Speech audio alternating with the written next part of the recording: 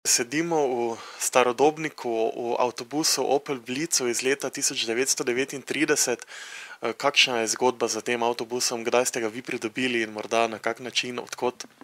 Ja, zgodba je kar zanimiva. To je avtobus, ki nekako sem ga našel, kot da bi bil pisan za mene. Jaz sem ga našel na odpadu v Nemčiji, kjer sem en kamion kupoval pred 7 leti v Berlinu in ravno takrat, ko kupujem kamion, vidim zraven na odpadu enega Opla, tega starega, no, celega zarvelega, razpadlega, ker če ga da enkrat Nemec na odpad, pol je že bil kar razpadajoč. In seveda takrat, kot po milimetru smo ga naložili na kamion, pripeljali v Slovenijo.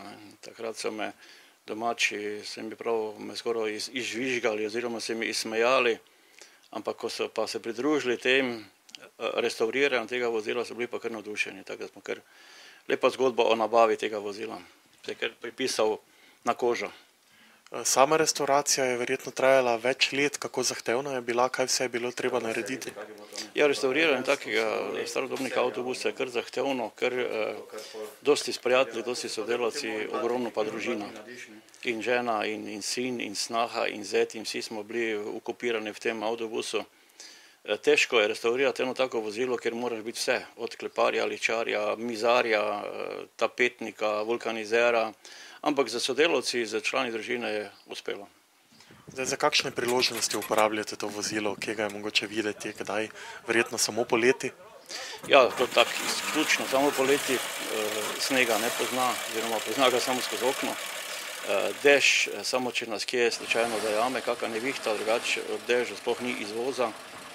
Je pa bolj za prijatelje, za družbo, za klub, za take svečanosti, kot je recimo kakšna poroka, rojstni dan, obletnica, Abraham. Takrat prijateljsko peljem, poklicno se ne ukvarjam s tem. Glede na visoke cene goriva, ki smo jim sedaj priča v sezoni, koliko bencina, koliko dizla porabi ta pošast? Ja, motor je 3600 kubikov, 6-valjni motor. Potrošnja je včasih prav narodno reči, ker pride tam do 40 litrov bencina na 100 km, kar je seveda za eno vozilo ogromno. Če pa računamo obratno, da je to 30 sedežev, da to lahko rečeš 15 osebnih vozil, je pa kar nekako ugodno. Tako da zdaj kako vzamete. Za hobi je vsekakor drago. Zdaj tukaj v notranjosti, glede na visoke temperature in sončen dan, je kar vroče. Kako je kaj s klimo v tem vozilu, jo ima? Ja, klima je primerna tistemu času. Prednjo šofersko steklo se odpre in je klima na pripih.